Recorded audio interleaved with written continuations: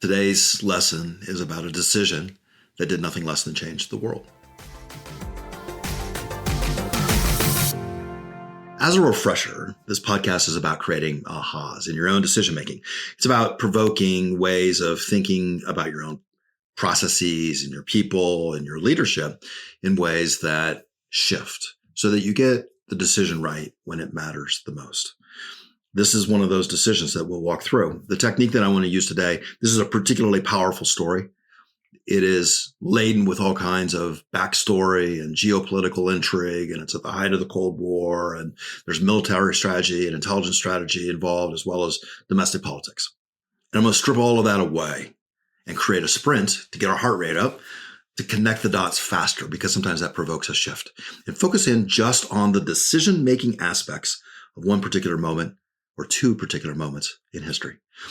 Here's the first setup, which is that it's 1960. John F. Kennedy is running for presidency. The young senator from Massachusetts has staked out a position on the slate of candidates that is particularly hawkish. He is tough on communism. He is tough on the Soviets, and he is tough on Castro, who has just risen to power in Cuba. He has even made, through innuendo or direct threat, that there would be action taken against Castro and he would protect the Western Hemisphere. We have a couple of dynamics that are going on, which is that as soon as he wins the office, the CIA within several weeks is briefing him in the Oval Office about a plan that was already created by the Eisenhower administration to invade Cuba on the south side and foment that uprising.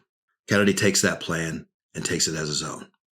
There is adjustments that are made and sweating about the details and last minute modifications. But you have a dynamic here where there's a couple of conditions present. One of which is that you have a president who has staked out a viewpoint or a position already and brings that with him. He is presented with one option, which he adopts. He is surrounded by smart people. Some 40 of the most important commentators in military strategy and foreign policy are around him. So he's got all the smart guys there. What happens, however, is a debacle.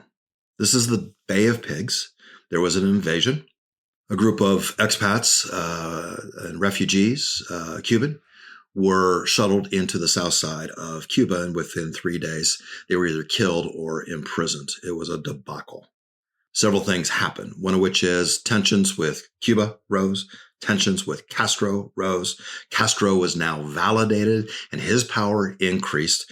The Soviet power increased, and they saw this as an opportunity to take a weakened young president, take advantage of him. Kennedy was also pointed out as being a liar internationally and domestically because he had denied that the U.S. would ever attempt to do something like this, and when in fact, all along, that was the game plan. And it was clear that the United States was behind this failed invasion attempt. There is a lot to learn from this moment in time, from a decision-making perspective.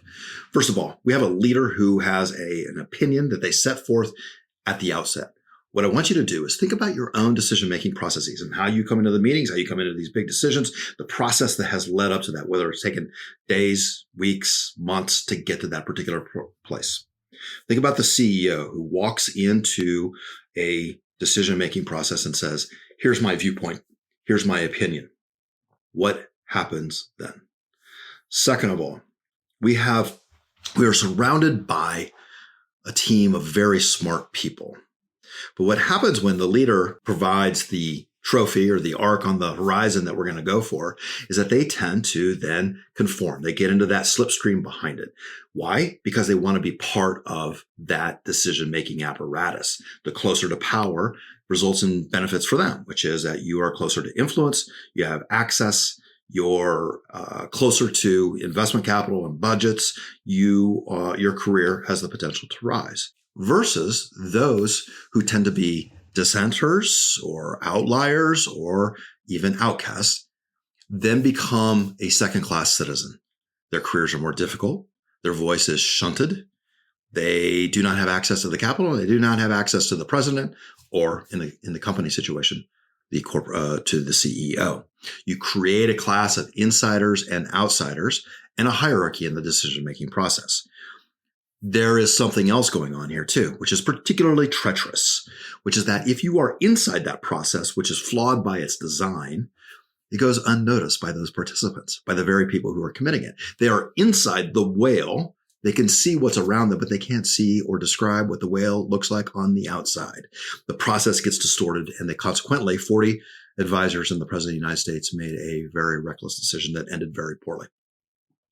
We see this pattern emerge time and time again. There is public reporting that says that Biden's withdrawal from Afghanistan suffered from some of the same flaws. He had a viewpoint, he had an option, he had a directive, everyone got in behind it, and it was poorly executed. He also is of the, from public reporting, of the persuasion that he doesn't like palace intrigue stories by the media, which means, for example, that he doesn't want to see stories in the newspaper about the sausage making that can go on behind the scenes on critical decisions like this. What happens then is that you have a mind guard that emerges on the staff, either in the White House or in companies, and they become either self-appointed or by appointment, the arbitrator of who is part of the decision process and to purposely clamp down access to the president and those dissenting voices. It has a distorting effect on the process. Here's the thing. It happened with John F. Kennedy in the Bay of Pigs. It happened to Biden reportedly in the withdrawal from Afghanistan. These same dynamics were present with the Challenger and the Columbia space shuttle disasters.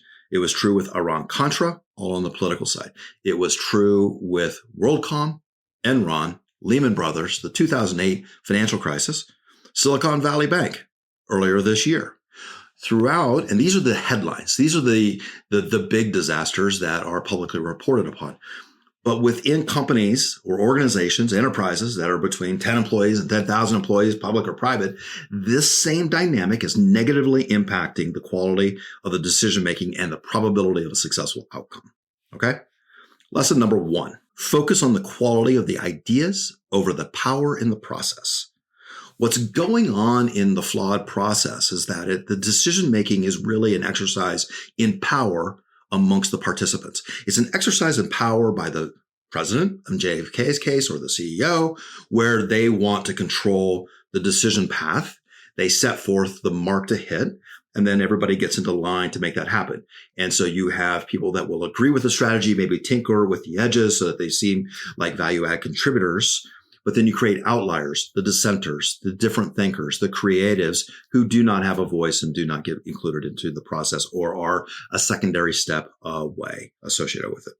You also then have that competition for power amongst the participants and creating that insider and outsider class. Whereas when you focus the decision-making process on ideas and the quality of the ideas, what you end up doing is getting substantially greater number of options put onto the table. You get more creative voices and a diversity of ideas. You get argumentation that is vetted. You get iterative improvements in the exercises. So what do you do in order to create that sort of environment? Here's 3 techniques. There's a myriad of things that you can do, but these are 3 that I like a lot. One of which is red teaming. Red teaming is the process of creating a subgroup, a team that is charged with developing out an options analysis and the pros and cons of each, the lines of argumentation, the risk and the rewards, all focused on that. Then you hand it to another team who plays the role of tearing it apart, developing the pros and cons, iterating upon it, and looking for flaws and faults within the line of argumentation that is created. That can go back and forth. What you're doing as part of that is improving the quality and number of options. You're vetting risks. You're going down into some darker corners. You are improving the quality of the idea, but you're doing something else, which is also really important with your teams, which is that you're improving the quality of the team. You're improving the quality of their argumentation and their analysis. You're determining who has the ability to vet those options better. Secondly, the CEO role, or in the case of John F. Kennedy, the president's role. Become a steward of creating ideas through the process, not the steward of power. It's extraordinarily influential to be the manager, the arbiter of the process, protect the process, create a space for different voices, for creatives, for dissenters, make sure that they're not treated as outcasts, eliminate the hierarchy in the discussions, step out of the process from time to let the participants compete with each other and allow that to improve the quality of ideas without your influence. Thirdly, communicate this revised process to all. And I've experienced this dramatically. As little as I experience red teams, that methodology being used in companies, I experience the adverse impact of this all the time, which is that if you don't communicate what this process is about, and you're working with people that are very much conditioned to falling into line, getting in that slipstream of how a decision is going to break so that they can stay in that fold, when you are provocative, when you challenge the argumentation, when you force people to go deeper or find the edge or get very uncomfortable with who they are and their beliefs and values and levels of argumentation and their skill to participate in the process, you will have adverse reactions. That is, unless you communicate that this is exactly what we want to do. You are playing the role of wearing lots of hats, taking different seats on different positions around the table so that you are a provocateur. Provocateurs increase the quality of the process. Provocateurs in the old closed process are challenging, and people would like to make them an outcast and get them out of the process. In this revised process, which is called open leadership, you are the integral agent to facilitate that. And you want to make sure everybody understand it and that those feelings of discomfort or antagonism will be natural and we will be better together because of it. Those are three things that you can do to prevent that. The most powerful lesson is this.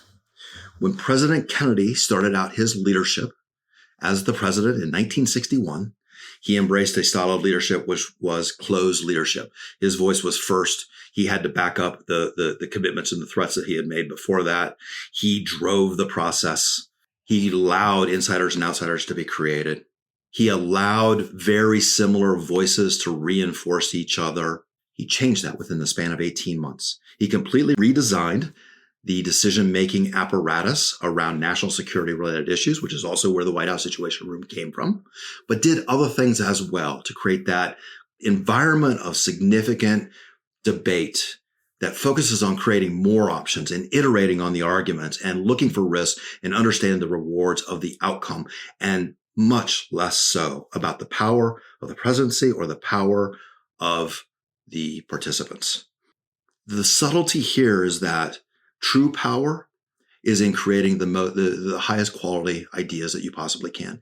And we see that in those organizations which churn out beautiful ideas that are really the core of their value and contribution, is that they have focused on those processes which allow the quality ideas and take out the competition for power amongst the participants.